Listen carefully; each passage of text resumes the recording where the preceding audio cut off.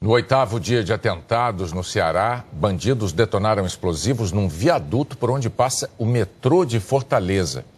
Olá, meus amigos. Eu preparei uma edição para que a gente reflita, pense e dê uma analisada nesse assunto violência no Ceará, o caos no Ceará, etc. Vamos prestar atenção. A Secretaria de Segurança do Ceará declarou que a série de ataques é uma reação ao endurecimento contra o crime organizado e as medidas para impedir a entrada de celulares nas prisões. As facções criminosas têm acesso a celulares dentro do presídio e dão a ordem de lá de dentro. Inclusive, o governo do estado do Ceará, eles parecem que prenderam 14 líderes de facções criminosas e todos eles foram libertados pelo STJ. Camilo Santana se reelegeu governador do Ceará com 80% dos votos válidos. Venceu em todas as 184 cidades do estado. Falou sobre segurança pública, anunciou que vai aumentar o número de policiais civis. Embora tenha contratado mais no governo dele, o efetivo é menor do que há 30 anos. O Bolsonaro toma posse e começam os ataques lá no Ceará. Ônibus pegando fogo, aquele mimimi que a imprensa adora, né? A Rede Globo é petista, o candidato petista lá ganhou a eleição, foi reeleito, é petista. Então eles armaram aquela propaganda para o Brasil inteiro, falaram, nossa, precisa ter intervenção federal lá. Ora, mas se tiver intervenção federal, o Congresso não pode votar reforma da Previdência, por exemplo, como foi no caso do Temer, vocês lembram? Ele não tinha chance nenhuma de aprovar as reformas que ele queria fazer, inventou aquela intervenção de mexerica lá no Rio de Janeiro, para tirar o da reta e dizer assim, bom, o Congresso quer que não pode votar, porque quando tem intervenção... Tem aquela regra que diz que você não pode fazer qualquer mudança na Constituição enquanto a intervenção estiver em vigor. Então eles ficam de mãos amarradas para aprovar, para votar a reforma da Previdência, que se trata justamente de uma mudança na Constituição. Os 300 homens da Força Nacional de Segurança já estão atuando no Ceará. Desde quarta-feira, quase 90 ataques foram registrados no estado. Se a Força Nacional não der conta, de repente virá caso do quê? De uma intervenção federal. Se isso acontecer, o que acontece com o Congresso? Não pode ser votada nenhuma proposta de emenda à Constituição, especialmente a reforma da Previdência. Se nada disso for feito, o desdobramento lógico disso, além de travar o Congresso, instaurar o caos político de instabilidade, né, é o seguinte, você vai incorrer em lei de responsabilidade fiscal. Então aí você deixa o governo em xeque. Isso daí não é uma teoria da conspiração, na verdade é simplesmente um encadeamento lógico, uma especulação lógica válida diante do nível das pessoas com as quais a gente está lidando.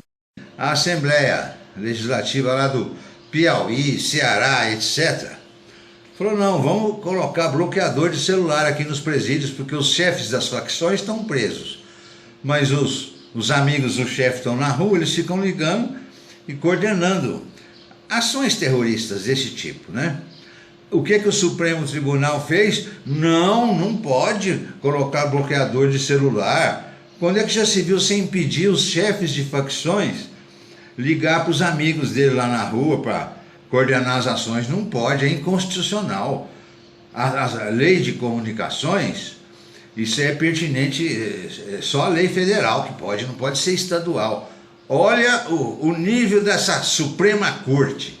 A quem essa Suprema Corte serve? O Supremo Tribunal Federal derrubou leis estaduais sobre o bloqueio de celulares em presídios. Primeiro, lamentar a decisão do Supremo. Ela, na prática, ela inviabiliza uma estratégia nossa que tínhamos para implantar esses bloqueadores no curto prazo. Novas escutas gravadas pelo Ministério Público de São Paulo revelam que a quadrilha que age dentro e fora dos presídios tentou entrar na política e se aproximar do Supremo Tribunal Federal. Uma decisão polêmica do Supremo Tribunal Federal soltou um dos bandidos mais perigosos de São Paulo. O criminoso condenado a 65 anos de prisão recebeu liberdade provisória. Carlos Roberto Ferreira, o Galo, é um dos chefes do PCC em São Paulo. Em 2008, ele foi preso após um roubo a banco que terminou com perseguição policial e invasão à residência com reféns. 11 pessoas ficaram feridas e 3 morreram. Galo ainda não vai precisar cumprir na cadeia os 65 anos de condenação em primeira e segunda instâncias que sofreu por latrocínio e roubo.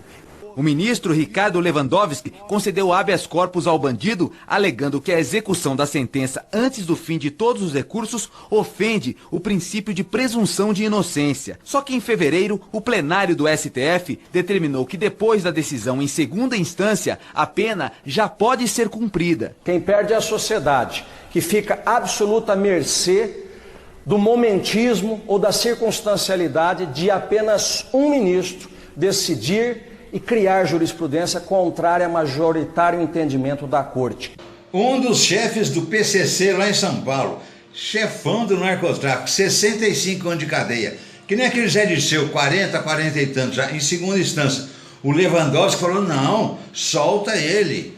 Ele é inocente, não foi provada a culpa dele, do traficante de 95 anos, que um colegiado já julgou, e a primeira instância do colegiado. Não foi, sabe, ele é inocente, solta ele. Sabe, não pode colocar bloqueador de celular em presídio, deixa os chefões lá presos comunicar com os chefinhos que estão na rua, para fazer esse mimimi que a Globo fica passando para deixar a população, nossa, vai precisar de intervenção. E com intervenção não se vota nada no Congresso, nem reforma da Previdência, nem nada, e fica esse mimimi para enganar tonto, para enganar bobo, sabe?